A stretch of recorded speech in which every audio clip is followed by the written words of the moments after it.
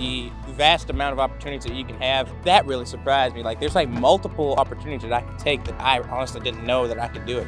I did not know that they needed manufacturers. It's like we don't think about these things every day, and they really do make a lot of money. The amount of money is pretty nice. The money, it's good.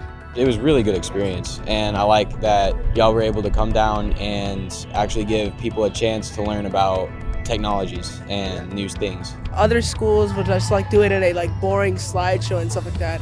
But I mean, they made this an actual fun and interactive way so that people can get interested into manufacturing. Yeah, this whole thing has really made me want to go farther into manufacturing and engineering. It definitely changed my perspective on it, and I even kind of took an interest in it after today. It definitely changed the way that I viewed a few things in the class. As soon as I go back to school, I'll probably say it was a really good experience, and they should have came. I tell my friends to come. The idea that I can create anything, that I have all the power to create anything, and that I'm building the future with my fingers right here, with my hands.